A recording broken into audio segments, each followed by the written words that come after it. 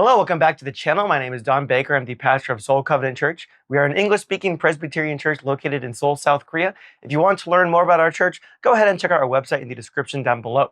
Now, today's video is going to be a little bit different from a lot of the other videos that I put up here.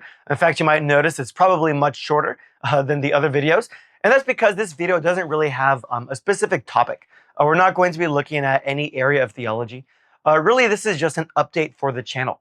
In fact, I think we're getting around the 1-year mark for when I first started uploading videos. It's been a really great year, kind of figuring out YouTube. I've been helped out a lot. Lance Phelps, if you're watching this, thanks for helping me out with my audio and getting microphones, even just suggesting that I get a microphone. I want to thank Redeem Zoomer over there, Richard, for helping me out with a lot of shout outs and sending people over here. Just those that I've been able to collab with. It's really been a great year. Even just the commenters. I see a lot of people, familiar names who comment in a lot of videos. I just want to say thanks for everybody who's come out for a lot of these videos. When I first started uploading videos to this channel, it was actually just meant for the people of the church. We were going through systematic theology, but over here in Korea, we don't really live in one neighborhood. A lot of the English speakers who come to our church are from all over Seoul or outside of Seoul. And it takes some people about an hour and a half. It takes me an hour and a half to get here from my house. And so, not everybody was able to make it out for those meetings. And so our initial plan was to upload those lessons here on YouTube. But the quality was terrible. I didn't have a microphone. I was really far away from the phone. Those videos have since been taken off.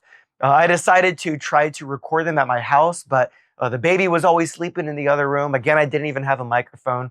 And even, I think those videos are still up on the channel, but they're really not the best. Hopefully I can just sort of replace them in the future.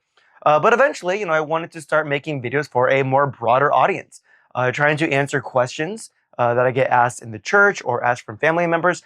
And really, that's what sort of started this channel, just trying to talk about the Bible and different, theological topics from a Reformed perspective. And then really, those are the two great passions that I have. One thing that I have really loved as I learn theology is it helps me read my Bible. I remember when I was really young, when I would read my Bible, I would come across so many passages that just didn't make sense to me, or passages that seemed to conflict with the theology that I had, what I believed about other passages, and I would always just kind of skip over them and file them over there someplace. Maybe I'll get around to them later. That always troubled me. But the more that I, learned, the more that I dove into theology, it helped me understand those passages. All of a sudden, my list of problem passages got smaller and smaller and smaller, and I could read the Bible and see how it is consistent with itself. That is one of the things that I absolutely love, and I love, helping people with. Not only that, being a minister of word and sacrament within the Reformed tradition, I feel like I have this, a special burden to, teach that Reformed perspective, right? Letting people know this is what the Reformed churches teach, on these different topics, and being able to give an answer to people, hopefully trying to clear up misconceptions, trying to make things clear. These are the things that I really love doing. And so that's what I want to do in this channel. Now, one thing that I've really wanted to do on this channel is do that in a more systematic way. One of my inspirations really when first starting this channel was Dr. Jordan B. Cooper. A lot of you guys watching my channel probably already know about his channel.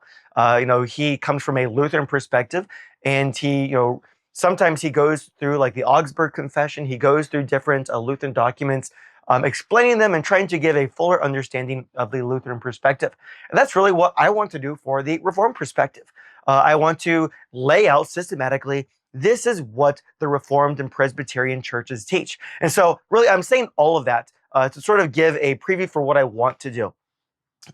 In the upcoming year, or however long this takes, I want to basically walk through the Reformed confessions and give an overall, sort of this overreaching but still detailed understanding of Reformed theology. Really, this video is me publicly promising to myself that I'm going to do this. If I put this out on the internet, I can't back out now, right? So what I really want to do is survey all of the different Reformed confessions and catechisms and try to give a full understanding of what Reformed theology is. And hopefully when I do so, this can help us in 3 different ways. We want to be able to approach theology in the Christian faith from 3 different areas.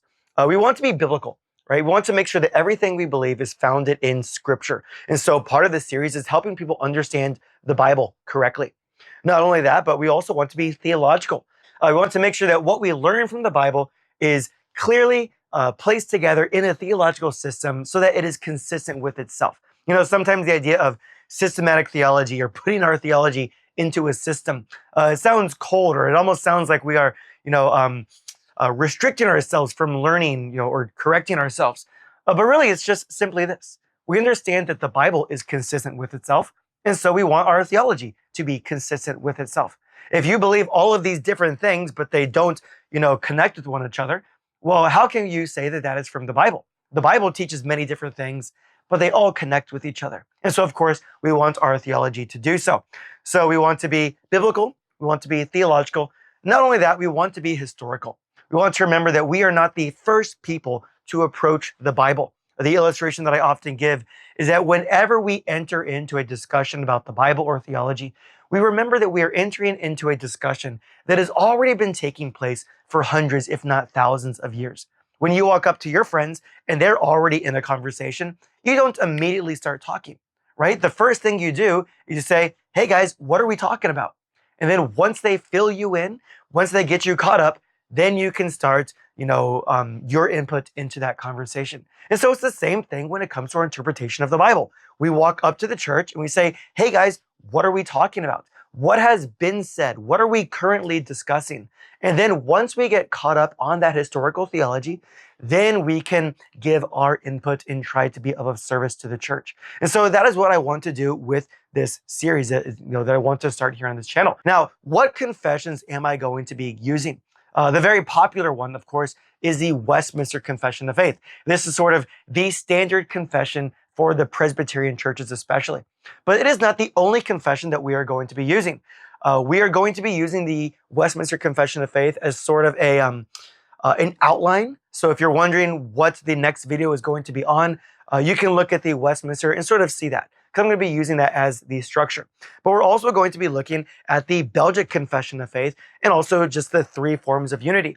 If you know about the standards that the Reformed and Presbyterian churches have, then you know that usually when it comes to Presbyterian churches, the standard confession is the Westminster Confession of Faith, along with the larger and shorter catechisms. And these are really the Westminster standards. There's also, the Directory of Public Worship and other things like that. But usually people look at the Confession of Faith and then the larger and shorter catechism. But then if you know about the Reformed, or like the Dutch Reformed, other continental Reformed churches, they use what are called the three forms of unity.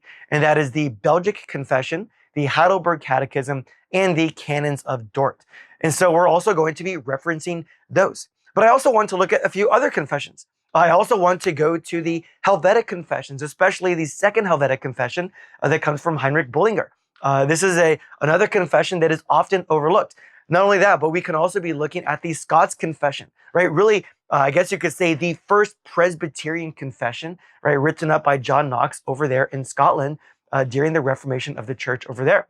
Right, and so we're going to be looking at these, and then even maybe some smaller confessions. We can think of the Tetrapolitan Confession that comes from like Butzer and Capito. A little bit of a smaller one. Perhaps we'll look at Zwingli's articles.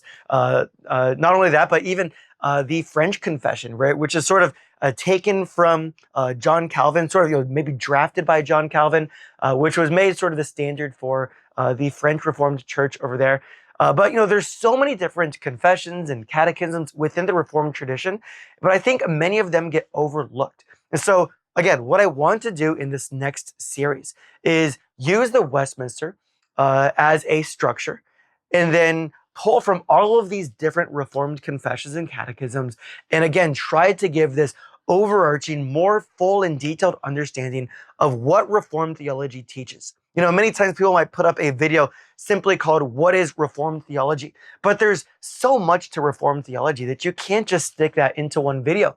So perhaps instead, we can make a series that is "What is Reformed Theology?" and go as in-depth as we possibly can into all of these areas, pulling from the Reformed Church's authoritative documents that really set the standard for what our theology is. And so, I'm so excited to do this. And so, as I said earlier, there are those three things that I want you to be able to walk away from this series with. a more biblical understanding, a more theological understanding, and also a more historical understanding as well. And hopefully this can be, a very helpful series for you. Now, before you get the idea that that means that, the rest of these videos, they won't be on current topics, or, maybe I will just ignore your suggestions, that won't be the case. Within the confessions, there are so many different things that can be talked about, right? So even, for example, in the next video, as we're going into, again, using the Westminster as an outline, the first chapter there is on Holy Scripture. But there in the very first section, it sort of begins making a distinction between general revelation and special revelation. And so in our next video, we're probably going to be looking at exactly that. What is general revelation and what is special revelation? How does the Bible distinguish these? And then also, how do we distinguish this in theology? And so there's going to be many different things that we can talk about, not simply a video on Scripture. And then, again, if you want to suggest ideas, I can probably still find a way to incorporate those ideas into our videos and into our discussions. And so hopefully it won't just be a really basic overview. I want this to be, yes, an overview, but still very in-depth. Again, this is sort of my public promise to myself that I will go through with this, and I'm really excited to do so. And so if that sounds interesting to you, go ahead and subscribe to the channel so that you can be up to date as I'm putting out these videos. Hopefully I can release them on a weekly-ish basis. It might be bi-weekly, we'll see. But I know I'm excited about this, and I hope you are too. And so if you have watched up until this point, I hope you're also excited, and I'll see you then in the next video. God bless.